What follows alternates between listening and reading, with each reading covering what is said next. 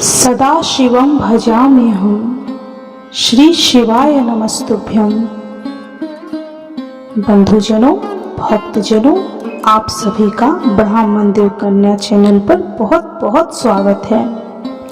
सावन मास में शिव महापुराण की महिमा सुनना सभी तरह के पुण्य फल देने वाला है। आपके जीवन में जो भी बाधाएं हैं, जो भी समस्याएं हैं, उन सभी का समाधान इस शिव पुराण महात्म्य कथा सुनने से हो जाएगा। बंधुजनों, भक्तजनों, यदि आप इस कथा महात्म्य को ध्यान पूर्वक एकाग्रचित होकर सुनते हैं या शेयर करके किसी और को भी सुनाते हैं, आपके जीवन में सुख, शांति और समृद्धि होगा। भगवान महाकाल, महाकालेश्वर शिव जी, महादेव आपकी सभी दुखों का, सभी समस्याओं का अंत करेंगे। तो भक्तजनों, बंधुजनों, चलिए शिव महापुराण की कथा शुरू करते हैं। आज हम शिव महापुराण के श्री रुद्र संहिता तृतीय खंड के 46वें अध्याय का श्रवण करेंगे। तो बोलिए ओम नमः शिवाय, ओम नमः शिवाय, ओम नमः शिवाय। ब्रह्मा जी बोले, हे नारद, भगवान शिव सबको आनंदित करते हुए प्रसन्नता पूर्वक अपने गणों, देवताओं, सिद्ध मुनियों तथा अन्य लोगों के साथ गिरिराज हिमालय के धाम में गए।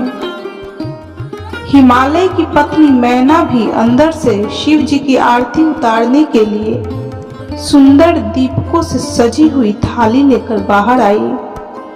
उस समय उनके साथ ऋषि पत्नियां तथा अन्य स्त्रियां भी मौजूद थीं। भगवान शिव का मनोहर रूप चारों ओर अपनी कांति बिखेर रहा था। उनकी शोभा करोड़ों कामदेवों के समान था। उनके प्रसन्न मुखा रविंद्र पर 3 नेत्र थे। अंग कांति चंपा के समान थी। शरीर पर सुंदर वस्त्र और आभूषण उनके व्यक्तित्व में 4 चांद लगा रहे थे। उनके मस्तक पर सुंदर चंद्र मुकुट लगा था। गले में हार तथा हाथों में कड़े तथा बाजूबंद उनकी शोभा बढ़ा रहे थे। चंदन, कस्तूरी, कुमकुम और अक्षत से उनका शरीर विभूषित था। उनका रूप दिव्य और अलौकिक था, जो अनायास ही सबको अपनी ओर आकर्षित कर रहा था। उनका मुख अनेकों चंद्रमाओं की चांदनी के समान उज्जवल और शीतल था। ऐसे परम सुंदर और मनोहर रूप वाले दामाद को पाकर हिमालय पत्नी मैना की सभी चिंताएं दूर हो गई। वे आनंद मग्न होकर अपने भाग्य की सराहना करने लगी। शिव जी को दामाद बनाकर स्वयं को कृतार्थ मानने लगी और अपनी पुत्री पार्वती, अपने पति हिमालय तथा अपने कुल को धन्य मानने लगी। उस समय प्रसन्नता पूर्वक वे शिव जी की आरती उतारने लगी। आरती उतारते हुए देवी मैना सोच रही थी कि जैसा पार्वती ने महादेव जी के बारे में बताया था, ये उससे भी अधिक सुंदर हैं। इनका रूप लावण्य तो चित्त को प्रसन्नता कर देने वाला तथा समस्त पापों और दुखों को नाश करने वाला है। विधि पूर्वक आरती पूरी करने के पश्चात मैना अंदर चली गई। उस समय उस विवाह में पधारी युवतियां ने वर के रूप में पधारे परमेश्वर शिव के सुंदर, कल्याणकारी और मनोहर रूप की बहुत प्रशंसा की। वे आपस में हंसी ठिठोली कर रही थीं। साथ ही साथ अपनी सखी पार्वती के भाग्य की भी सराहना कर रही थी कि उसे शिव जी के जैसे वर की प्राप्ति हुई है। वे मैना से कहने लगी कि हमने तो इतना सुंदर वर किसी के विवाह में नहीं देखा है। पार्वती धन्य है जो उसे ऐसा पति प्राप्त हो रहा है। भगवान शिव के सुंदर एवं मनोहारी रूप के दर्शन कर सब देवताओं सहित ऋषि मुनि बहुत प्रसन्न हुए। गंधर्व भगवान शिव के यश का गान करने लगे तथा अप्सराएं प्रसन्न होकर नृत्य करने लगी। उस समय गिरिराज हिमालय के यहाँ आनंद ही आनंद था।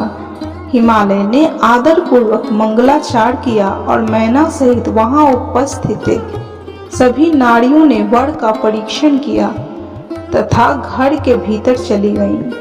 तत्पश्चात महादेव जी व उनके साथ बारात में पधारे हुए सभी महानुभाव जनवासे में चले गए। तत्पश्चात साक्षात दुर्गा का अवतार देवी पार्वती कुल देवी की पूजन करने के लिए अपने कुल की स्त्रियों सहित अपने अंतःपुर से बाहर आई। वहां जिसकी दृष्टि भी पार्वती पर पड़ी वह उन्हें देखता ही रह गया। पार्वती की अंग कांति नील अंजन के समान थी। उनके लंबे घने और काले केस सुंदर चोटी में गुथे हुए थे। मस्तक पर कस्तूरी की बेदी के साथ सिंदूरी बिंदी उनके रूप लावण्य को बढ़ा रही थी। उनके गले में अनेक सुंदर रत्नों से जड़े हुए हार शोभा पा रहे थे। सुंदर रत्नों से बने केयूर, वलय और कंगन उनकी भुजाओं को विभूषित कर रहे थे। रत्नों से जड़े कानों के कुंडल दमकती शोभा से उनके गलों का अनुपम छवि बना रहे थे। उनके मोती के समान सुंदर एवं सफेद दांत अनार के दानों की भांति चमक रहे थे। उनके होठ मधु से भरे बफल के तरह लाल थे। महावर पैरों की शोभा में वृद्धि कर रही थी। उनके अंगों में चंदन, अगर, कस्तूरी और कुमकुम का अंग राग लगा हुआ था। पैरों में पड़ी पायजेब से निकली घुंघरुओं की रुंझुन रुंझुन की आवाज कानों में मधुर संगीत घोल रही थी। उनकी इस मंत्रमुग्ध छवि को देखकर सभी देवता उनके सामने नतमस्तक होकर जगत जननी पार्वती को भक्ति भाव से प्रणाम कर रहे थे। उस समय भगवान शिव भी उनके इस अनुपम सौंदर्य को कनखियों से देखकर हर्ष का अनुभव कर रहे थे। पार्वती के अनुपम रूप को देखकर शिव जी ने अपनी विरह की वेदना को त्याग दिया। पार्वती के रूप ने उनको मोहित कर दिया था। इधर पार्वती ने कुल देवताओं की प्रसन्नता के लिए उनका विधि विधान से पूजन किया। तत्पश्चात वे अपनी सखियों और ब्राह्मण पत्नियों के साथ पुनः महल में लौट गईं। उधर मैं, विष्णु जी व भगवान शिव भी अपने अपने स्थान पर ठहर गए। हे नारद, गिरिराज हिमालय ने उत्साह पूर्वक वेद मंत्रों द्वारा पार्वती और शिव जी को उपस्नान करवाया। तत्पश्चात वैदिक और लौकिक आचार रीति का पालन करते हुए भगवान शिव द्वारा लाए गए वस्त्रों एवं आभूषणों से गिरिजा नंदिनी देवी पार्वती को सजाया गया। पार्वती की सखियों और वहां उपस्थित ब्राह्मण पत्नियों ने पार्वती को उन सुंदर वस्त्र एवं सुंदर रत्न जड़ित आभूषणों से अलंकृत किया। श्रृंगार करने के उपरांत तीनों लोकों की जगत जननी महाशैल पुत्री देवी शिवा अपने हृदय में महादेव जी को ही ध्यान कर रही थी। उस समय उनका मुखमंडल चंद्रमा की चांदनी के समान सुंदर व दिव्य लग रहा था। हिमालय नगरी में चारों ओर महोत्सव होने लगा। लोगों की प्रसन्नता और उल्लास देखते ही बनता था। उस समय वहां हिमालय ने शास्त्रोक्त रीति से लोगों को बहुत दान दिया और अन्य वस्तुएं भी बांटी। गिरिराज हिमालय के राजपुरोहित मुनि गर्ग जी ने हिमालय से कहा कि हे पर्वतराज, लग्न का समय हो रहा है। आप भगवान शिव तथा अन्य सभी बारातियों को यथाशीघ्र यहाँ बुला लें। तब शैलराज के मंत्री सब देवताओं सहित भगवान शिव को बुलाने के लिए जनवासे में गए और उन्हें जल्दी विवाह मंडप में पधारने का निमंत्रण दिया। उन्होंने शिव जी से कहा कि प्रभु, कन्यादान का समय नजदीक आ गया है। वर और कन्या को पंडित जी बुला रहे हैं। तब भगवान सुंदर वस्त्र आभूषणों से सुसज्जित होकर अपने वाहन नंदी पर बैठकर सब देवताओं और ऋषि मुनियों के साथ मंडप की ओर चल दिए। साथ में उनके गण भी अपने स्वामी भगवान शिव की जय जयकार करते हुए नाचते गाते चलने लगे। शिव जी के मस्तक पर छत्र था और चारों ओर चंवर डुलाया जा रहा था। महान उत्सव हो रहा था। शंख, भेरी, पटह, आनक, गोमुख बाजे बज रहे थे। अप्सराएं नृत्य कर रही थीं। चारों दिशाओं में देवगण उन पर पुष्पों की वर्षा कर रहे थे। इस प्रकार महादेव जी सुशोभित होकर यज्ञ के मंडप पर पहुंचे। मंडप के द्वार पर उनकी प्रतीक्षा कर रहे पर्वतों के ने आदर पूर्वक उन्हें नंदी पर से उतारा और भीतर ले गए। शैलराज हिमालय ने भक्ति पूर्वक उन्हें नमस्कार किया और विधि विधान के अनुसार उनकी आरती उतारी। उन्होंने भगवान श्री हरि विष्णु, मुझे तथा सदाशिव को पाद्य अर्घ्य दिया और सुंदर उत्तम आसनों पर हमें बिठाया।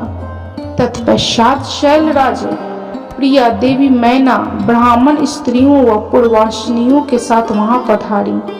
उन्होंने अपने दामाद भगवान शिव की आरती उतारी और उनका मधु पर्क से पूजन किया तथा सारे मंगलमय कार्य संपन्न किए। तत्पश्चात शैलराज हिमालय, मुझे, विष्णु जी व भगवान शिव को साथ लेकर उस स्थान पर गए जहां देवी पार्वती वेदी पर बैठी थी। तब वहां बैठे सभी ऋषि मुनि, समस्त देवता व अन्य शिवगण उत्सुकता से शिव पार्वती के लग्न की प्रतीक्षा करने लगे। हिमालय के कुल गुरु श्री गर्ग जी ने पार्वती जी की अंजलि में चावल भरकर शिव जी के ऊपर अक्षत डाले। तत्पश्चात शिव जी ने दही, अक्षत, कुश और जल से आदर पूर्वक भगवान शिव का पूजन किया। पूजन करते समय प्रसन्नता पूर्वक पार्वती भगवान शिव के दिव्य स्वरूप को निहार रही थीं। पार्वती जी अपने वर शिव जी का पूजन कर लेने के पश्चात गर्ग मुनि के कथनानुसार त्रिलोकीनाथ महादेव जी ने अपनी वधू होने जा रही देवी पार्वती का पूजन किया। इस प्रकार एक दूसरे का पूजन करने के पश्चात वर वधू शिव व पार्वती वहीं वेदी पर बैठ गए। उनकी छवि अत्यंत उज्जवल और मनोहर थी। दोनों वहां बहुत शोभा पा रहे थे। तब लक्ष्मी आदि सभी देवियां उनकी आरती उतारी। इस प्रकार शिव महापुराण के श्री रुद्र संहिता तृतीय खंड के 47वें अध्याय तक की कथा संपन्न हुई। तो बोलिए, कर्पूरे गौरम करुणावतारम संसारे सारम भुजगेन्द्रहारम सदा वसंतम हृदयारविंदे भवम भवानी सहितम नमामि। ओम नमः शिवाय, ओम नमः शिवाय, ओम नमः शिवाय। आप भी इस शिव भक्ति की कथा अवश्य सुने। इस कथा को सुनने से आपके मन की जो भी मनोरथें होंगी भगवान पूर्ण करेंगे। आपके जीवन की सभी समस्याओं का भगवान शिव महाकालेश्वर समाधान करेंगे। तो बोलिए, कर्पूर गौरम करुणावतारम संसार सारम भुजगेन्द्रहारम सदा वसंतम हृदयारविंदे भवम भवानी सहितम नमामि। ओम नमः शिवाय, ओम नमः शिवाय, ओम नमः शिवाय। भक्तजनों, बंधुजनों, यदि आपको शिव महापुराण की यह कथा अच्छी लगी हो तो कृपया वीडियो को लाइक, शेयर और सब्सक्राइब जरूर करें और कमेंट में हर हर महादेव, ओम नमः शिवाय, जय महाकाल जरूर लिखें।